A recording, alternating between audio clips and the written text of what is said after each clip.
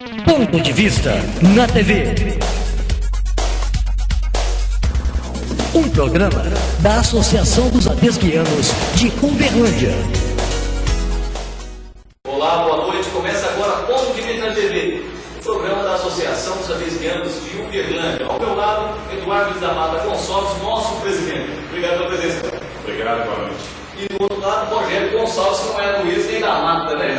Gonçalves, Só Gonçalves. Obrigado pela presença, Rogério. eu que agradeço o convite. Bom, o professor Rogério atendeu ao nosso convite, meu e Eduardo, para a gente falar um pouquinho sobre o mundo, sobre globalização que acontece no mundo afora, sobre as guerras que estão acontecendo aí entre alguns países que o brasileiro acha assim, não vai me afetar o que acontece lá fora, mas pode estar bem enganado com essa realidade.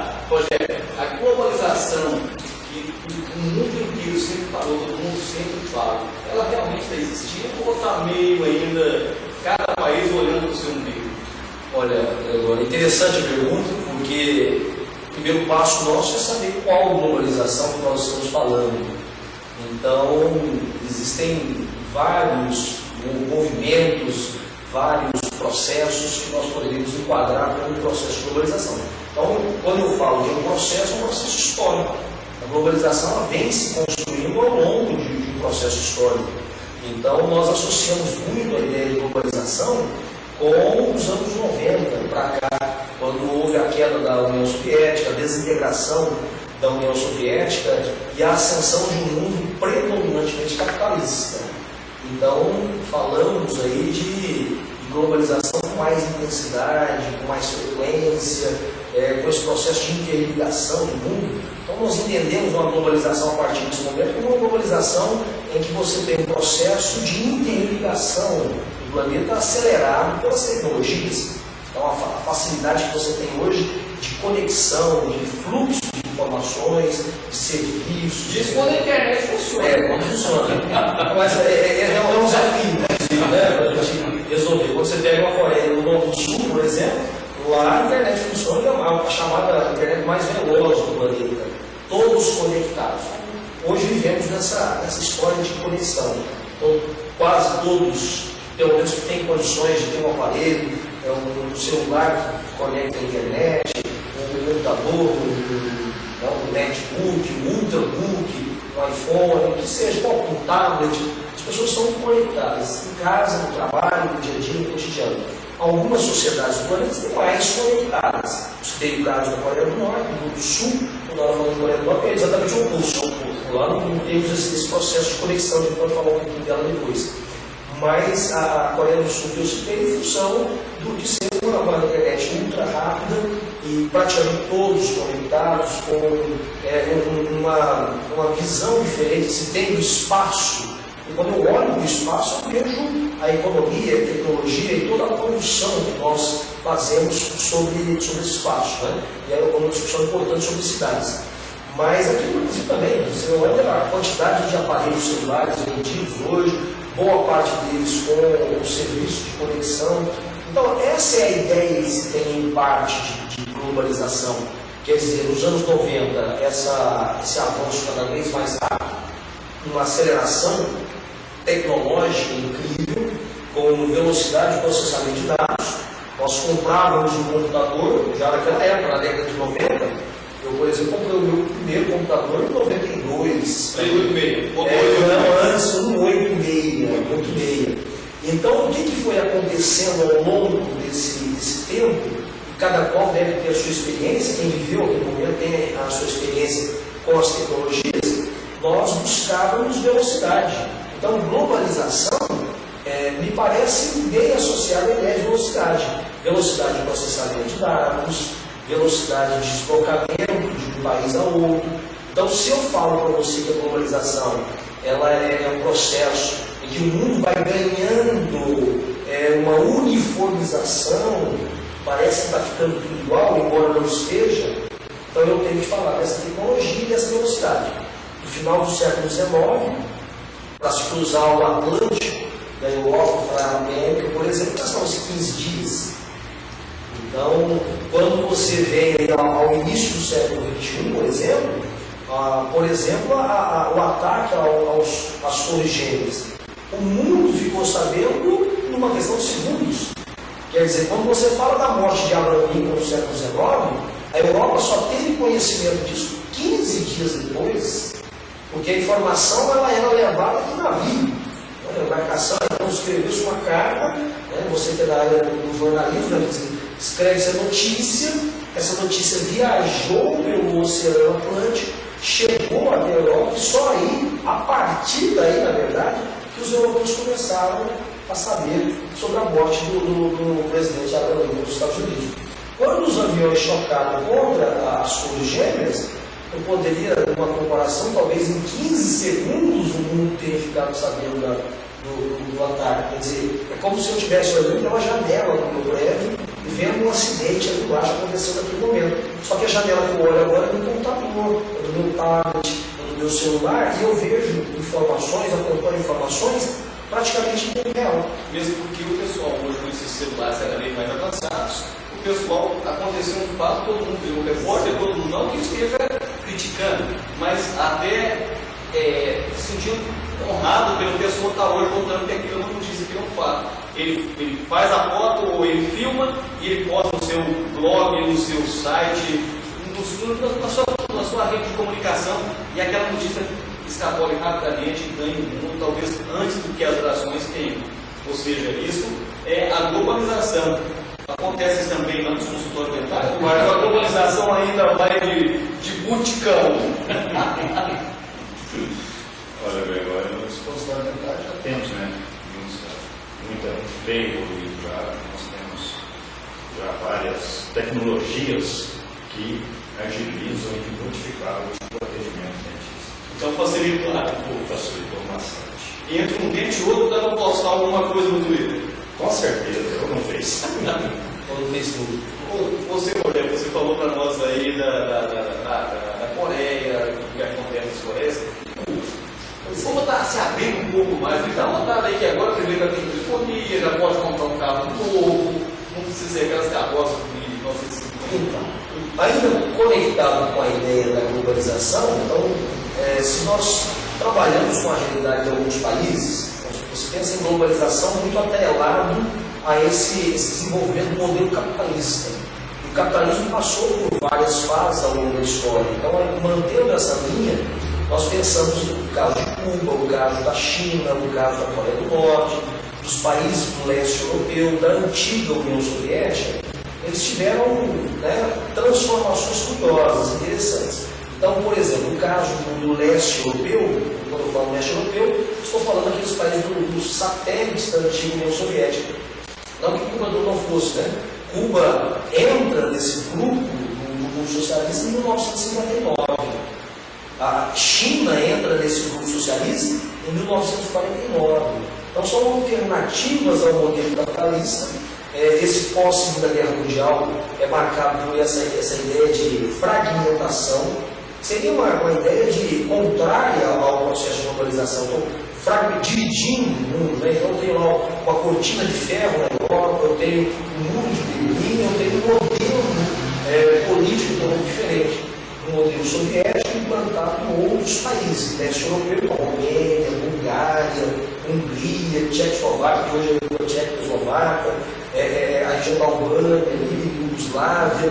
Nós temos países que adotaram um modelo. Do outro lado do Atlântico, Cuba, no quintal dos Estados Unidos, com um modelo socialista, centralizado, o poder nas mãos do Estado, e nesse caso mantido pela antiga União Soviética. São regimes fechados, são regimes que nós chamamos de totalitários de esquerda, contrário do totalitário de direita, como foi o nazismo, o fascismo. Nós temos movimentos totalitários de esquerda. Então, é o caso do extremismo de esquerda, como é o caso da União Soviética, desde todo o leste europeu, a China, a Coreia do Norte. Cuba passa por um processo de abertura hoje. Nós estamos percebendo a entrada de Cuba nesse processo que nós podemos chamar de globalização, nessa nova fase do capitalismo. Então, por exemplo, hoje você já pode perceber, e eu acho até engraçado isso, né? Antes da influência capitalista, mas como que Fidel Castro deixa, pelo menos parcialmente, o poder, e foi muito engraçado isso, né? Quando ele fala que tem que dar oportunidade aos mais jovens. Quando entrou lá o Raul Castro, né, já quase 80 anos, né, 77 anos, ele assume o poder. E aí você percebe uma certa abertura. Por exemplo, já ouvimos falar em propriedade privada, possibilidade de comércio imobiliário na ilha de Cuba, chegada de bens de consumo, não que o capitalismo já tenha entrado na sua plenitude dentro da ilha de Fidel e Raul Castro, mas já percebemos algumas transformações, diferente da Coreia do Norte.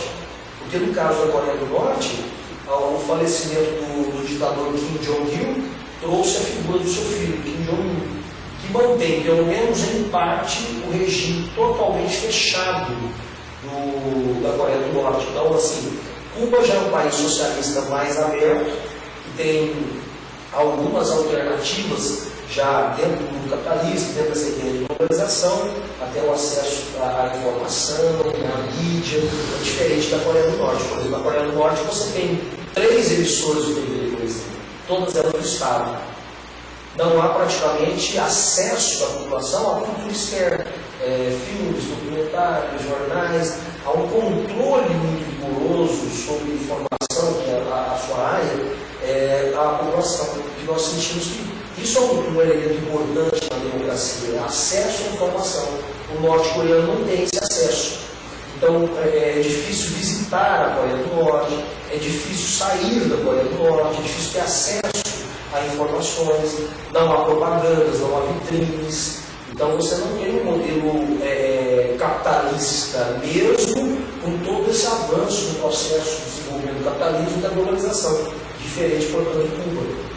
Então, olha a situação, 2 países que tiveram alinhamentos com a antiga União Soviética e têm vidas políticas e econômicas distintas. E bem distinto também o caso da China, que construiu um modelo. A China se vangloria hoje um crescimento em média, de 10% ao ano. Então, nós temos crescimento de mais de 10% ao ano. Esse é o objetivo central do governo chinês, talvez. Né? Então, quase tudo hoje é fabricado na China. No processo de globalização, ainda mantendo uma relação com o tema inicial, a globalização ela também se estabeleceu no campo industrial. Então, quando você analisa a produção industrial, ela se internacionalizou, ela se globalizou. Então, você tem uma saída, por exemplo, de empresas e indústrias de países ricos para países onde o custo produtivo é menor, no caso da China. Agora, professor, é até interessante eu falar aí que a China modificou, a China busca o crescimento, mas será que a população chinesa é feliz? Mas a gente debate depois do intervalo comercial e a gente já puxa até para o nosso lado brasileiro. Será que o brasileiro, que começou a ver um crescimento maior, hoje o Brasil é respeitado economicamente por outros países, será que o brasileiro está mais feliz ou mais preocupado com o futuro? Mas isso é depois do intervalo aqui no Ponto de Vista na TV, um programa da Associação dos Adesianos de Uberlândia. Ponto de Vista na TV. Um programa da Associação dos Adesguianos de Uberlândia. Roupa suja não se lava mais em casa. Dê adeus aos varais e não desperdice seu tempo. Agora em Uberlândia, a primeira lavanderia onde você próprio opera as máquinas para lavar e secar num período muito curto. É o serviço de autoatendimento muito utilizado na Europa e Estados Unidos. Lavanderia estilo europeu. Avenida José Fonseca e Silva, 3.995, Jardim Europa.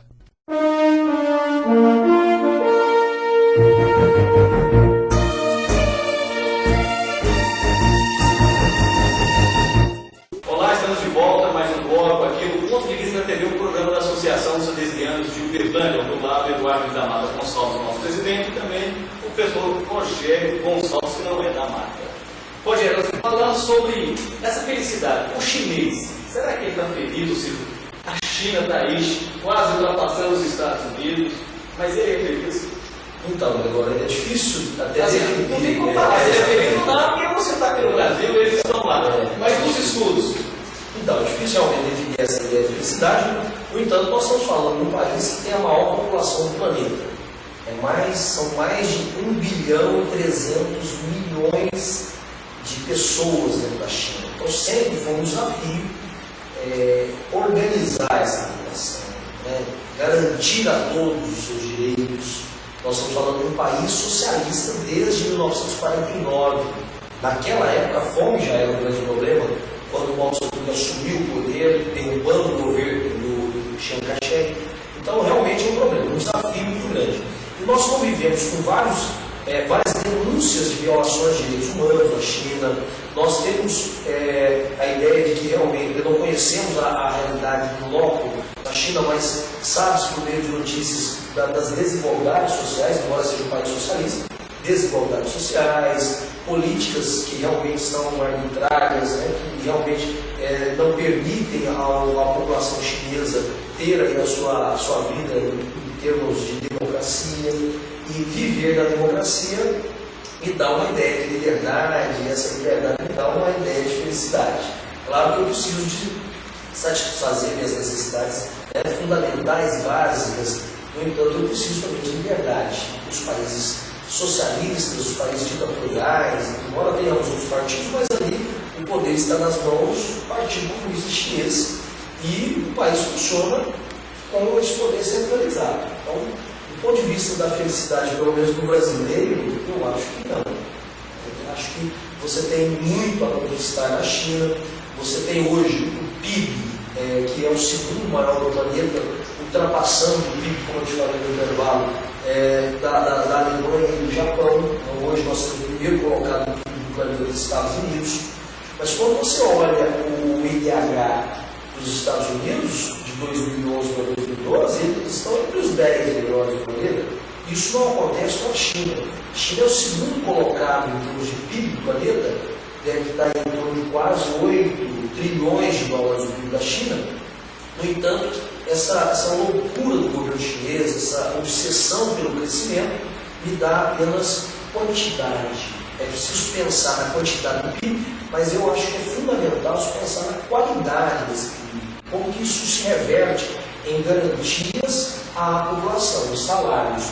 A média do salário do trabalhador chinês está na faixa de 6 mil dólares, a renda per capita 6 mil dólares por ano, dada a quantidade de pessoas. Então, você tem um PIB muito alto, mas eu não tenho uma distribuição equitativa de renda. Então, isso é um problema grave na China. E, trazendo aqui do lado do Brasil, Jesus, como você avalia que hoje nós estamos vivendo o Brasil com relação ao mundo? Só que a gente nota, né, Eduardo? Hoje, a gente, na minha época, a gente sonhava com o Brasil ocupando uma posição ótima perante o resto do mundo. E hoje a gente vê o Brasil socorrendo Portugal, socorrendo Espanha, negociando com a Itália, tentando salvar o governo francês, ou seja, se impor perante o mundo. Ou seja, o brasileiro está mais feliz com essa posição hoje. O brasileiro é um povo alegre, um povo, nas palavras de Darcy Ribeiro, um povo diferente, resultado aí de uma miscigenação incrível, ímpar. Não temos um povo igual ao brasileiro no planeta, nesse sentido, inclusive, da alegria, da comemoração, da riqueza cultural que nós temos. É um povo que está começando a melhorar a sua autoestima. Então, lembramos muito bem da história do Brasil nesse sentido. Né? Temos muitos problemas. O Brasil tem hoje a posição de sexta economia do planeta, no entanto, nós ainda sofremos com desigualdades sociais, nós ainda sofremos com exclusão social, que são características, não podemos dizer que são normais, mas são típicas do modelo capitalista. E aí, o desafio do Brasil, eu acho que de qualquer país, de qualquer estado desse século XXI, é acabar com essas desigualdades. Talvez nem todos os países estejam empenhados em acabar com essas desigualdades. Agora, é claro que o crescimento do país foi muito cobrado aí pela própria população, por alguns políticos, alguns setores, algumas instituições. O Brasil tem que crescer. Mas o que significa o Brasil crescer? A comparação com a China. Eu preciso ter qualidade desse PIB, preciso ter melhora. Então, nós tivemos uma melhora em termos de poder aquisitivo, nós tivemos uma melhora em termos de ascensão social no Brasil, embora os problemas não tenham sido resolvidos. Nós temos ainda vários problemas ligados à corrupção, está vendo aí agora o julgamento do mensalão, entre outros problemas. Mas é preciso pensar também que o Brasil é a representação do povo, não só da classe política, de pessoas corruptas, mas do povo. E aí nós fazemos uma alusão de forma metafórica às economias, que poderia chamar de fazer uma análise com a história da formiguinha e da cigarra. Então, quando eu falo de Japão, quando eu falo de Extremo Oriente, nós temos várias economias que são formiguinhas, que trabalham muito, poupam. Imagina o caso do Japão, depois da Segunda Guerra Mundial, desenvolveu um hábito de poupar em torno, em média, de 20% do seu salário. Isso foi dinheiro que o Estado acabou usando para investir, por exemplo, em educação. Então, quando você fala em capitalismo, em globalização, dentro de um país como o Brasil, metaforicamente, eu tenho que dizer que o Brasil é uma economia de cigarro, diferente da economia da formiguinha. Então, nós não temos tanto hábito de poupança. Eu prefiro pegar o dinheiro e sair para Já, a então, assim, se essa for a ideia de felicidade, eu digo que o povo brasileiro é um pouco mais feliz, mas é um pouco consumista. Então, quando você fala em consumismo, nós temos os endividamentos.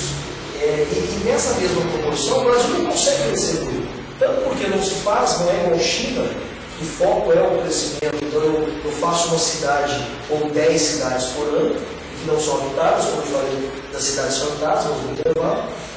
Então, aqui no Brasil é diferente. Nós estamos gastando o 13º já.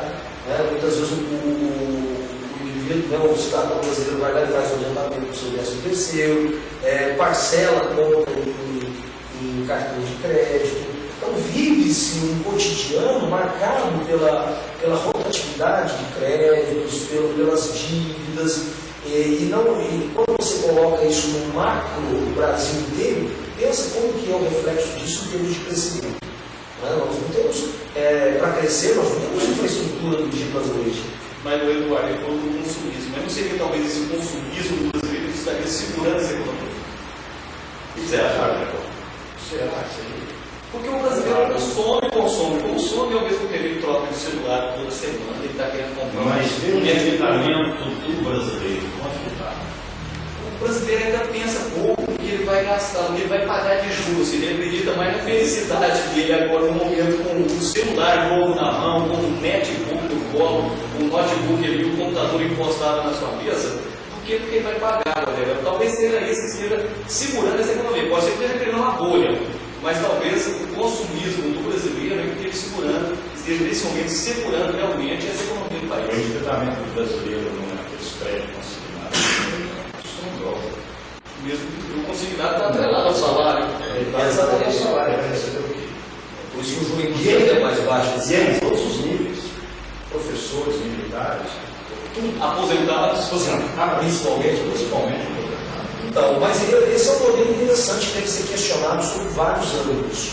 Então, eu digo que, até concordando em parte com você, que há uma circulação. E o capitalismo ele precisa dessa circulação. Nós temos que pensar nesse poder de consumo do brasileiro. Ele precisa melhorar, ele precisa aumentar, ele precisa ter condições básicas para uma classe que ainda não tem essa condição básica, acesso à condição básica fundamental, direitos fundamentais, como moradia, saúde, educação, entre outras situações. Mas o governo tem conseguido segurar bem, diferente de outras economias, essa estrutura política. Agora, a minha grande preocupação com relação ao consumo, ela está muito vinculada a uma área que eu atuo, que é o meio ambiente. Então, quando você fala de problemas ambientais na sociedade atual, um dos grandes problemas nossos está vinculado exatamente a esse excesso de consumo, porque o excesso de consumo ele prediz na cadeia produtiva um excesso de uso de recursos da natureza, de energia, e na ponta, no final desse processo todo de consumo, eu tenho a geração de um volume muito grande de lixo.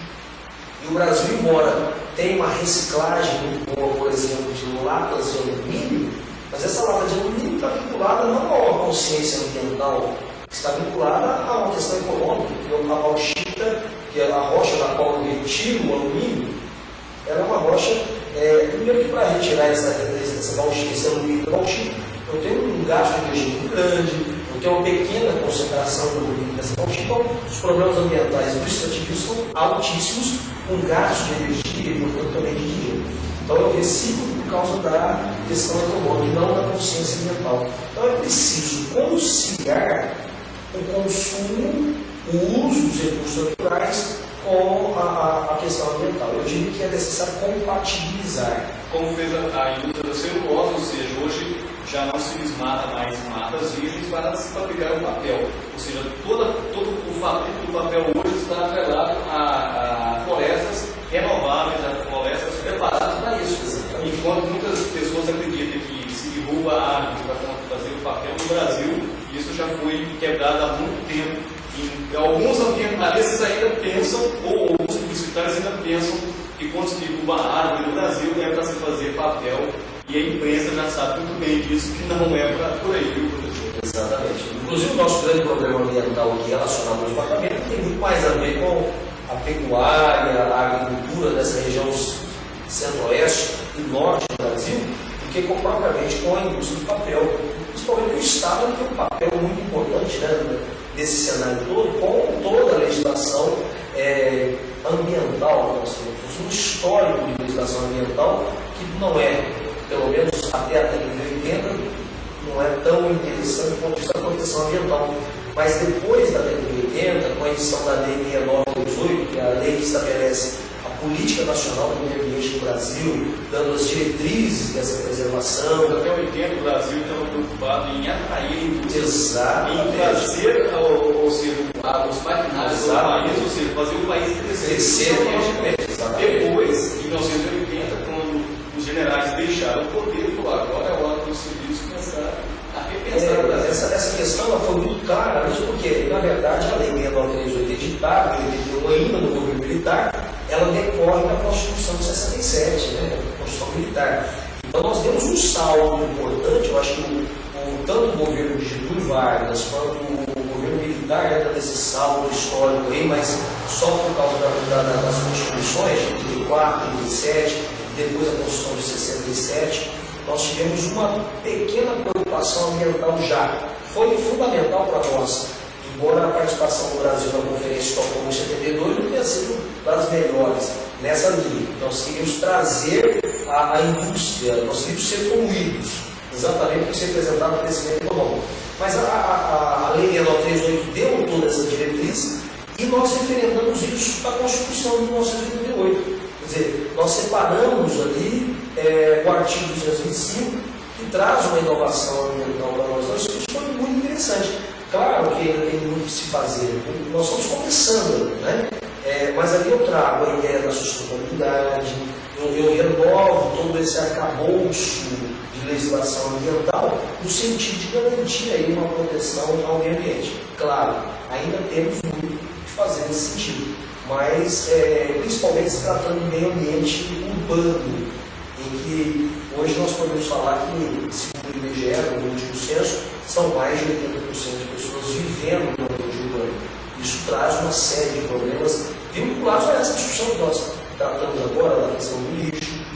Então, a questão da ocupação das áreas nascentes, dos rios, o Código Florestal, que nós estamos acompanhando essa novela aí já há algum tempo, com a lei 12.651, o novo Código Florestal, que volta agora a ser votado, porque nós não vamos discutir agora, mas pelo menos essa discussão em torno da aplicação do Código Florestal no ambiente urbano, não houve aplicação. Então, quando você viu, por exemplo, no último verão, as chuvas de verão aqui no Sudeste, né? Quando temos lá o Rio de Janeiro, parte de São Paulo, grande parte de Minas Gerais, com um volume pluviométrico muito grande e deslizamento das encostas, né? Causando aí vários soterramentos, mortes, porque houve uma ocupação em áreas que não deveriam ser ocupadas, as APPs, as áreas de preservação permanente. Então você pega lá os morros, as encostas que foram ocupadas. Então são problemas que vão se entrelaçando, problemas ambientais atrelados todos ao processo de ocupação do espaço e que vão degradando esse espaço que nós vivemos. Então assim, há que se pensar na ideia do consumo consciente, do desenvolvimento sustentável, de uma série de questões que envolvem a nossa vida, a nossa relação com a natureza, inclusive desse espaço transformado que é o ambiente urbano.